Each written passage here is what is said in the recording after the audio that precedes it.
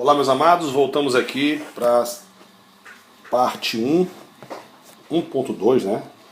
Porque eu disse que eu dividi soluções em 4 partes, né? Então vamos aqui para a segunda parte da parte 1. A gente fez aqui uma contextualizaçãozinha sobre os nossos assuntos que nós vamos estudar. Já sabemos que a dispersão se divide em solução verdadeira, coloides e suspensão. Nós vimos também que o tamanho da partícula é que determina se é uma solução verdadeira, se é um colóide ou se é uma suspensão. Nós estudamos um pouco aqui, separadamente, algumas propriedades, né, das soluções verdadeiras, dos colóides e das suspensões. E começamos a falar de soluções verdadeiras, né?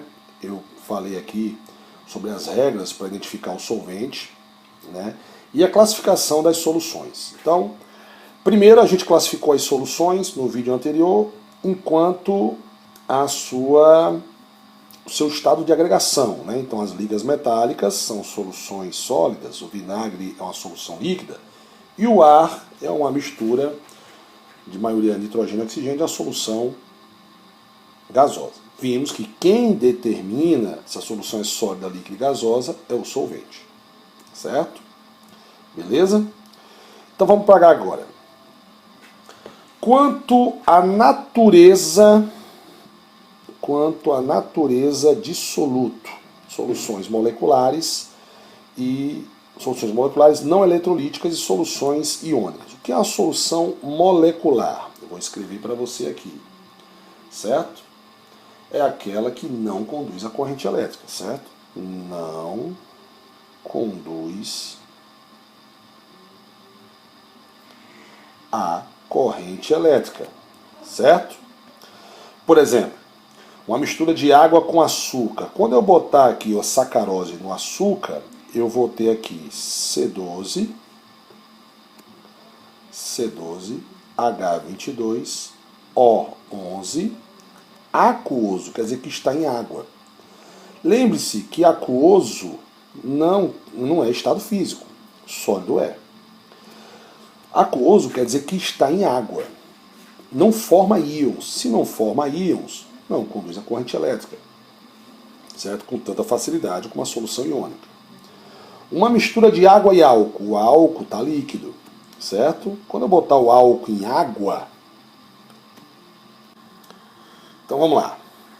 Quando eu coloco um álcool em água, o que eu vou produzir é um álcool aquoso, não forma íons, certo? Tanto é que isso aqui não é uma reação química, né? A gente diz aqui que houve uma dissolução. Aqui também houve uma dissolução. Você sabe também que a água destilada, H2O destilado, ele é um péssimo condutor de corrente elétrica. Por que, Sandrão? Porque ele não tem íons, meu amigo. Certo? Já a água que a gente bebe, ela já é uma boa condutora de corrente elétrica. Certo? Então, na verdade, o que você tem quando você bota o açúcar e o álcool em água, o que você tem é a molécula em água. Certo? A molécula dissolvida na água, né? Você tem uma dissolução. Ok? Certo? Já as soluções iônicas, aí não, as soluções iônicas elas são boas condutoras. Ela conduz a corrente elétrica. Por quê? Certo? Por exemplo, o ácido. Quando eu pegar o ácido clorídrico, vai romper aqui a ligação entre hidrogênio e cloro. Então você vai formar aqui o hidrônio, H3O+, aquoso, quer dizer que em água, mais o íon cloreto, Cl-. Observe que forma íons. Se forma íons, é um bom condutor de corrente elétrica. NaCl, vou romper o retículo cristalino, vai formar Na aquoso, mais Cl-, aquoso. Certo? Beleza? NaOH, a base sólida, vai formar Na mais aqui, aquoso, mais OH menos, hidroxila. Observe que todos eles formaram o quê? Íons. Então, quando você forma íons, porque você teve a ligação aí, no caso do NaCl, do NaOH metal ligado a metal, e um ácido em água, isso é bom frisar aqui, esse ácido puro, ele não conduz a corrente elétrica líquida, né? Não é um bom condutor de corrente elétrica, isso é um bom condutor de corrente elétrica quando você coloca ele em água, certo? E aí você tem soluções iônicas, são aquelas que conduzem a corrente elétrica. Certo, meus amados? Então agora nós vamos aqui lembrar o seguinte. Eu tenho aqui um ácido, tá aqui o ácido HCl, e eu tenho a base. A gente diz que o ácido ele sofre ionização.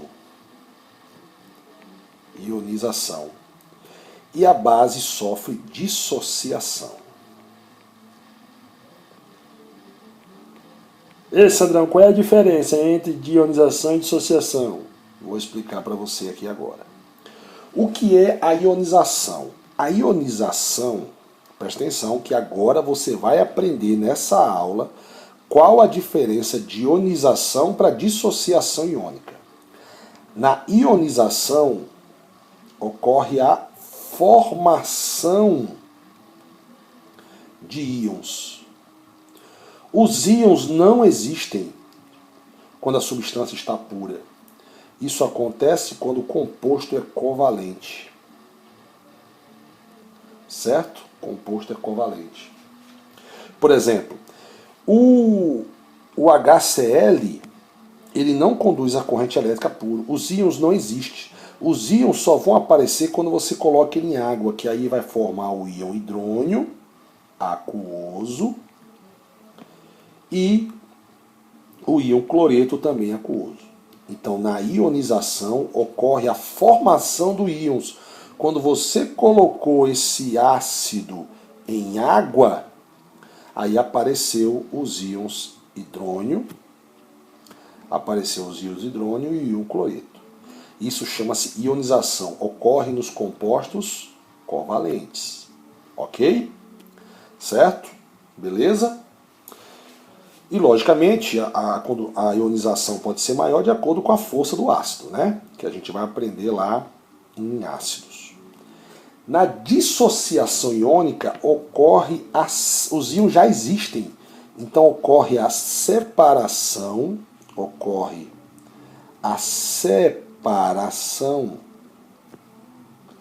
de íons, porque eles existem, eu só vou separar eles. Isso ocorre aonde? Nos compostos iônicos. Quando é que eu tenho compostos iônicos? Quando eu tenho metal ligado a metal, ou quando eu tenho os hidretos, né? Que geralmente é o metal da família 1A ligado a hidrogênio, como o hidreto de lítio, hidreto de sódio, né? Lembrando que o hidreto de lítio é o que está presente na sua bateria, do seu celular. Então, por exemplo, quando eu pego aqui o NaCl, o sal de cozinha fundido, ou seja, se eu pegar esse cara e passar para o estado líquido, ele vai conduzir a corrente elétrica, porque os íons já existem, né? Tem um retículo cristalino iônico. Então eu vou ter Na mais aquoso e Cl menos aquoso. Isso chama-se dissociação.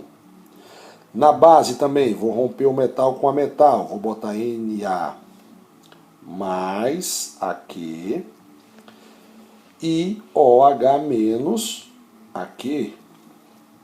Certo, meus amados? Então, na dissociação iônica ocorre a separação de íons. Íons existem. Tanto é que o NaCl e o NaOH, se eu passar para o estado líquido, ou seja, fundido, eles conduzem a corrente elétrica. Na ionização, não. Ocorre a formação de íons. E agora uma observação importantíssima que eu vou falar aqui para vocês. Sabe qual é a outra diferença? Observe que aqui eu botei a água somando com HCl na reação. Aqui eu botei em cima da seta. A água, na ionização, ela é um reagente. Ela participa da reação, ela é um reagente. Certo? Além de solvente, ela é reagente. Na dissociação, não. Na dissociação, a água é apenas o solvente. Certo? Observe que aqui produziu o íon hidrônio e o íon cloreto. Aqui apenas separou o íon Na- do Cl-, Na- do OH-. Então vamos escrever essa observaçãozinha aqui, ó. Na dissociação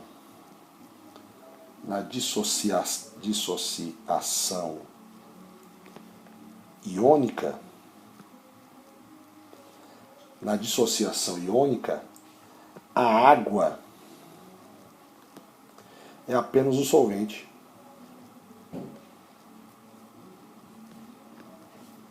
É apenas o solvente.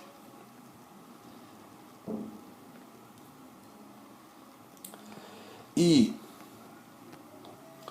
na ionização,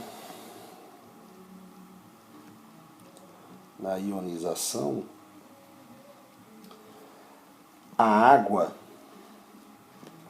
além de ser